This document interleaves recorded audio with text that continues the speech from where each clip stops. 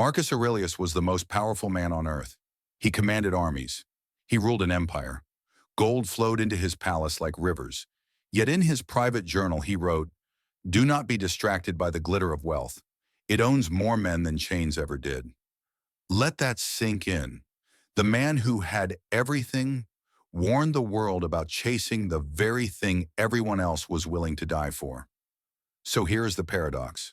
Why did the richest emperor in history refuse to chase money, while millions today wake up anxious about income status and success? Marcus woke up asking a different question. How do I remain free even while owning the world? The Stoics believe something radical. They believe that the moment you start chasing money, you stop being its master and you become its servant. They saw that wealth can build palaces, but it can also build invisible prisons in the mind. Fear of loss, fear of comparison, fear of never having enough. And Marcus Aurelius, the ruler of Rome, understood this better than anyone. He had seen kings, corrupted generals, destroyed families broken not by poverty, but by desire. So he chose a different path, not the path of chasing wealth, but the path of mastering himself. And that is why Stoics never chase money, because they chase something far more valuable: freedom. Part 1, the illusion of wealth. Most people spend their entire lives running after money, not walking, not searching, running. They believe money will bring security. They believe it will buy respect. They believe it will finally give them peace.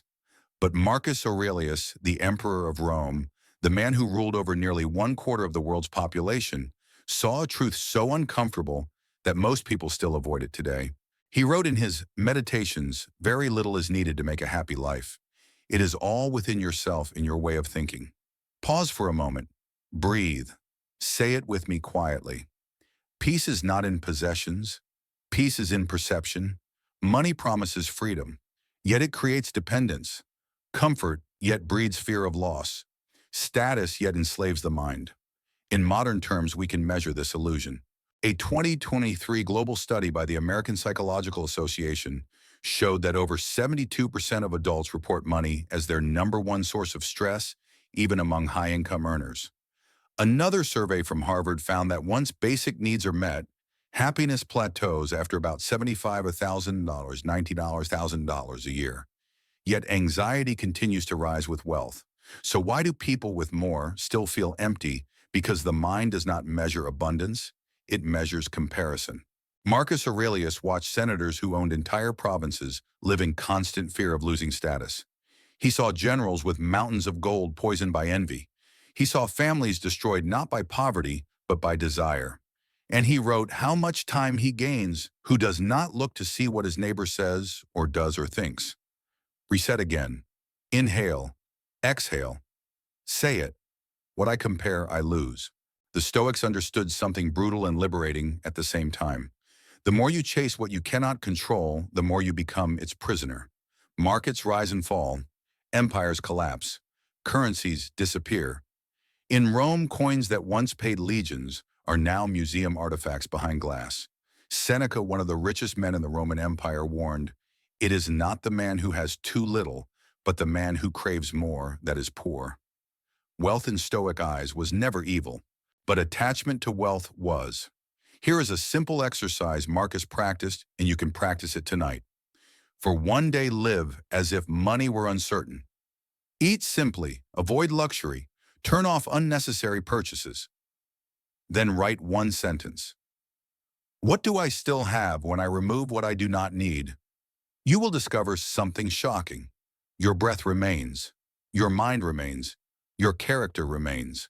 And those are the only things that cannot be taken from you. So ask yourself quietly, am I chasing money, or am I chasing the feeling I believe money will give me? Because in the next part, Marcus Aurelius will reveal the core Stoic principle that changes everything. Why true power is not over wealth, but over the mind that desires it. Part 2, Stoic principle. Marcus Aurelius did not fear poverty. He did not fear loss of status. He did not even fear death. What he feared was losing command over his own mind. In the middle of wars, plagues, betrayals, and political collapse, he wrote one sentence that defines the heart of Stoicism. You have power over your mind, not outside events. Realize this, and you will find strength. Pause. breathe. Say it slowly with me. Power over the mind, not over events. Money belongs to the world of events. Markets rise, markets crash, empires expand, empires disappear. In Marcus's lifetime, Rome lost entire legions in a single winter. A plague killed nearly one-third of the population of the empire. Wealth evaporated overnight. Nobles who dined on silver one month were begging for bread the next, and yet Marcus remained steady. Why? Because a Stoic does not anchor his identity to what fluctuates. Epictetus, once a slave, taught, "Do not seek for things to happen the way you want them to.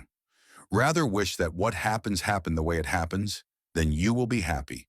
Reset, inhale, exhale, whisper. I release what I cannot control. Money is an external. So is reputation. So is comfort. So is security. A Stoic may possess them, but he never lets them possess him. Modern psychology confirms what the Stoics intuited 2,000 years ago. Studies in behavioral economics show that loss aversion is twice as powerful as the joy of gain.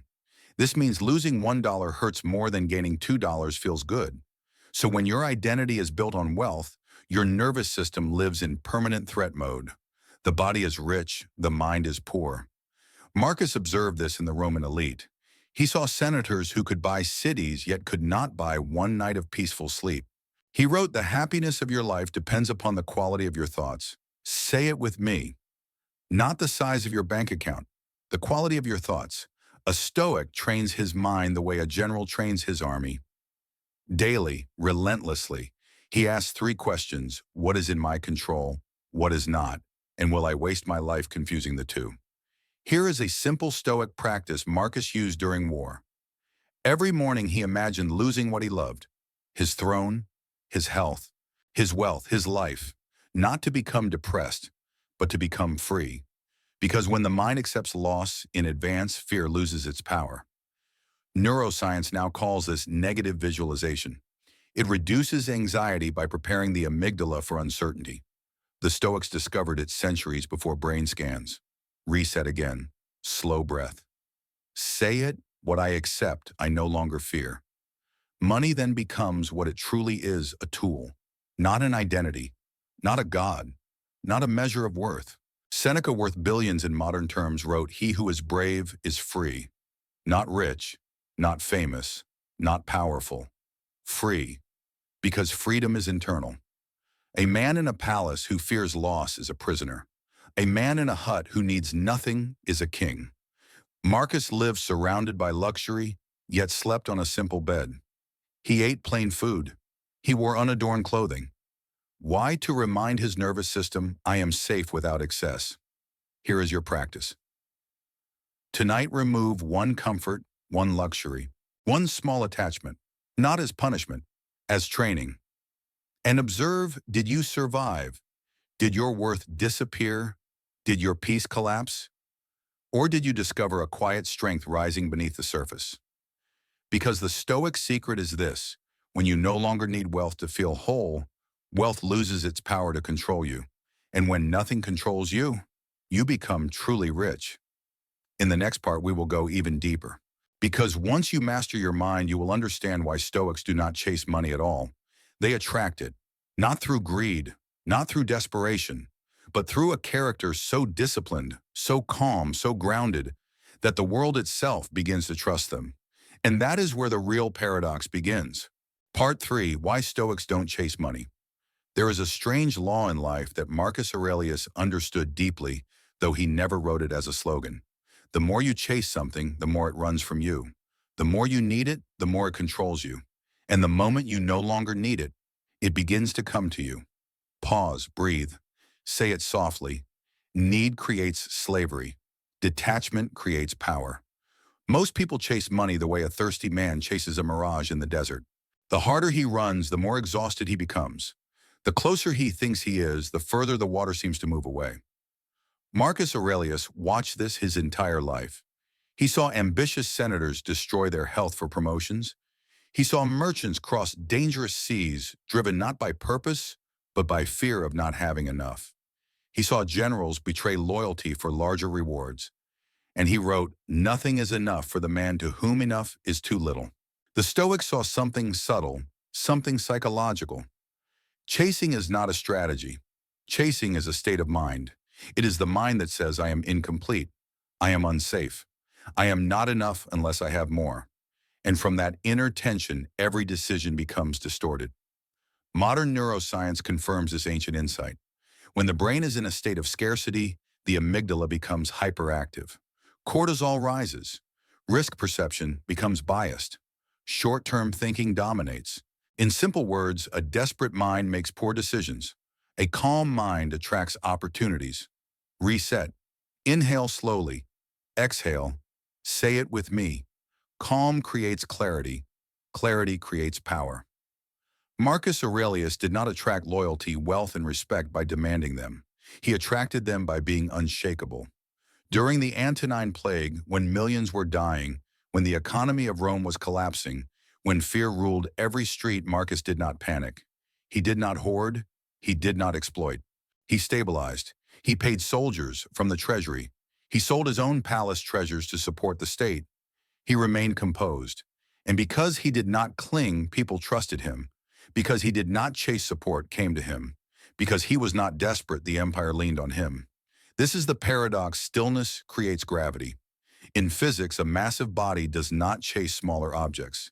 It bends space around it. Objects fall toward it naturally. The Stoic mind works the same way. A man who is centered, disciplined, and free from inner hunger bends the social and economic world around him. People want to work with him. Opportunities find him. Resources flow toward him, not because he begs, not because he manipulates, but because his inner order creates outer trust. Epictetus, born a slave, later taught, first say to yourself what you would be, and then do what you have to do. Notice the order. Being comes before having. Most people reverse it. They say, when I have money, then I will be calm. When I am rich, then I will be confident. When I succeed, then I will be free. The Stoic says the opposite: be calm now, be disciplined now, be free now, and let the world respond. Reset again. Breathe. Say it, I become first. The world follows. There is a story about Diogenes the Cynic, a philosophical cousin of the Stoics. Alexander the Great, the most powerful man of his time, visited him and said, "Ask me for anything you want." Diogenes replied, "Stand out of my sunlight." Alexander later said, "If I were not Alexander, I would wish to be Diogenes." Why? Because the man who needs nothing cannot be threatened, and the man who cannot be threatened becomes powerful beyond wealth.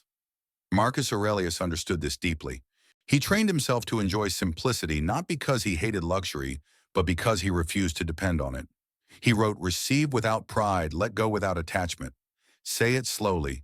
Receive without pride. Let go without attachment. This is the inner posture that makes a man magnetic. In modern leadership studies, the most trusted leaders are not those who seek power, but those who are perceived as not needing it. They are calm under pressure. They do not grasp. They do not panic. People follow stability. Money follows stability. Because capital, like people, seeks safety. Reset. Inhale. Exhale. Say it: what is stable attracts, what is desperate repels. Now, a practical Stoic exercise. For the next 7 days, practice what the Stoics called inner sufficiency. Each morning say, "Today, I do not need more to be whole." Then act from that place. Work with excellence, not anxiety. Speak with clarity, not calculation. Make decisions from principle, not from fear of loss. At night, reflect, where did I act from need? Where did I act from strength? You will notice something subtle but profound. When you stop trying to extract value from every interaction, people begin to offer value freely. When you stop chasing approval, respect grows. When you stop chasing money, your relationship with work becomes purer, sharper, more focused. And focused work over time produces value.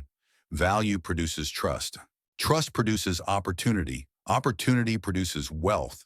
Not overnight, not magically, but naturally. This is the Stoic path of attraction.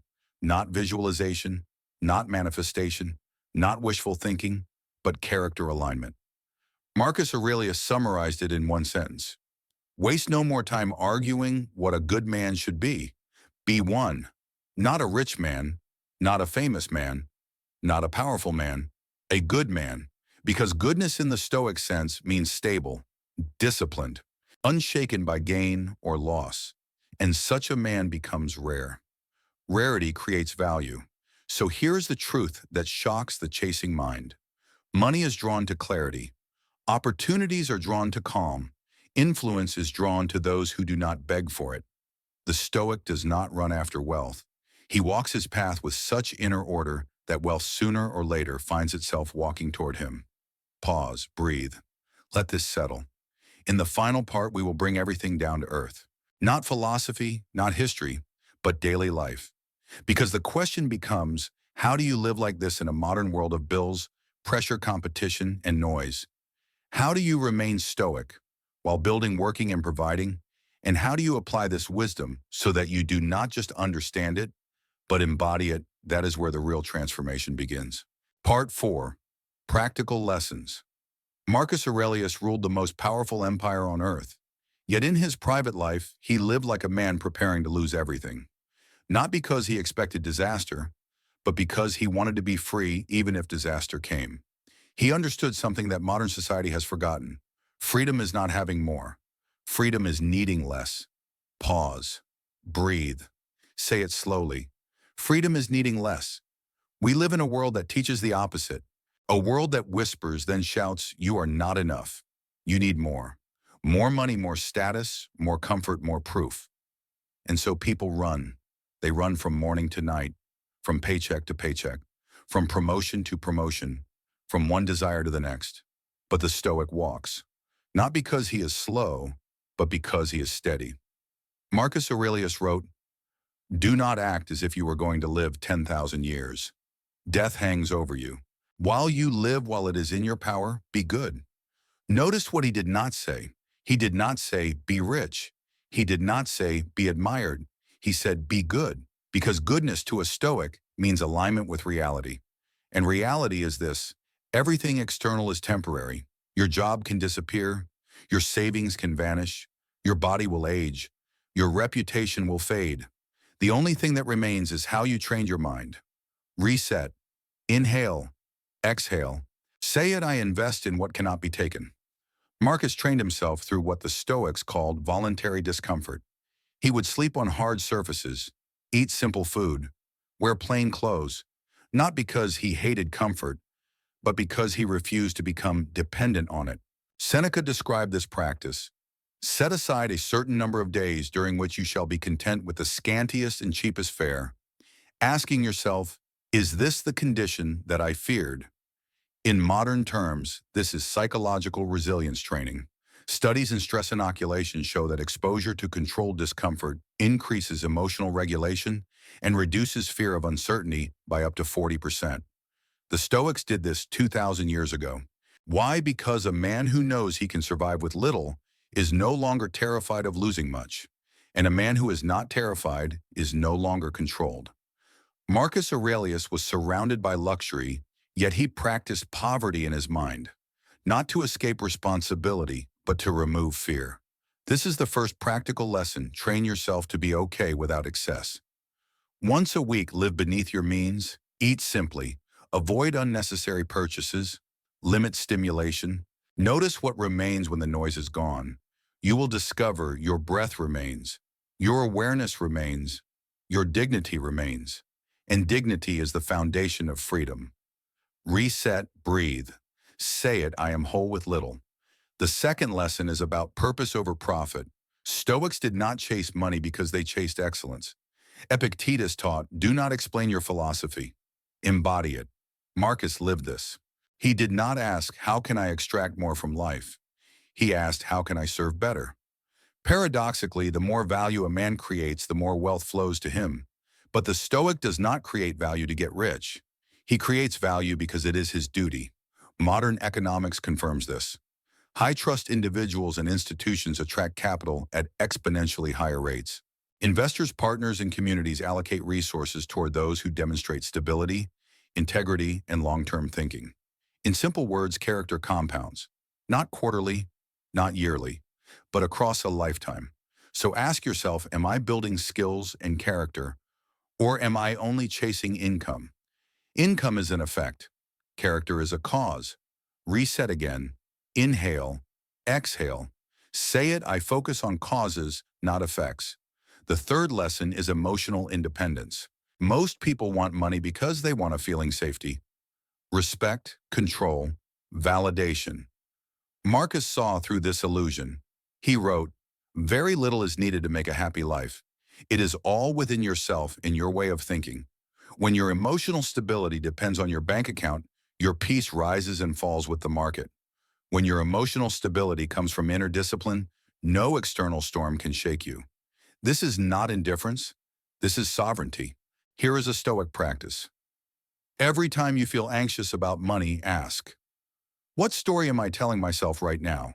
Is it, I am unsafe? I am falling behind. I am not enough. Then challenge it. Is this a fact or an interpretation? The mind often confuses the two. Cognitive behavioral therapy, one of the most effective modern psychological treatments, is built on this exact principle. Thoughts are not truths. The Stoics knew this intuitively. Reset, breathe. Say it, I question my fear. I do not obey it.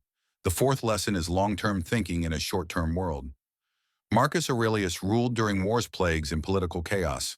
Yet his decisions were guided by one question: what will matter in the end? Not tomorrow, not next quarter. In the end, this perspective dissolves greed. When you see your life from the distance of death, the obsession with accumulation looks small. Not meaningless, but secondary. You still work. You still provide. You still build. But you do not worship, because worship belongs only to what is eternal, and money is not. The final lesson is the most difficult: release comparison. Marcus warned, how much time he gains who does not look to see what his neighbor says or does or thinks. Comparison fuels endless chasing. There will always be someone richer, always someone younger, always someone ahead. The Stoic steps out of this race, not out of laziness, but out of clarity. He measures himself by his own standard. Was I disciplined today? Was I just? Was I calm under pressure? Was I useful to others? These are metrics that do not inflate or crash. Reset, slow breath. Say it, I run my own race. Now bring all this together. The Stoic does not chase money because he trains himself to need little. He anchors his worth internally. He builds character before chasing outcomes. He chooses purpose over panic. He lives as if loss is possible, so fear loses power. He focuses on what he controls: his thoughts, actions, and values. And from this posture, something extraordinary happens. His work becomes clean, his decisions become calm, his presence becomes stable, and stability in a chaotic world is rare. Rarity creates demand, not only in markets, but in leadership, relationships, and trust. Marcus Aurelius did not seek to be admired, yet he is remembered 2,000 years later, not for his wealth, not for his palaces, but for the quality of his mind. He wrote, leave nothing for tomorrow which you can do today. Not accumulate, do, not hoard, serve, not chase, become. And this brings us back to the central truth. Why do Stoics never chase money? Because they chase something far more valuable. Clarity, freedom, self-mastery. And when a man becomes master of himself, the world no longer needs to be chased. It responds. Pause. Breathe. Let this be your closing reflection. If you lost everything external tomorrow, what would remain? Train that, strengthen that. Because the one who owns himself can never be poor, and the one who is free inside is already rich. If this wisdom spoke to you, don't scroll away like it meant nothing. Like the video. Share it with someone who is chasing money but losing themselves. Subscribe to Stoic Wealth if you want to train your mind like the great Stoics. Remember the words of Marcus Aurelius: wealth consists not in having great possessions, but in having few wants. Choose mastery, choose freedom, choose the Stoic path. And now comment just one word if this message resonates with you. That word is freedom. Type freedom in the comments and remind yourself what you are really chasing.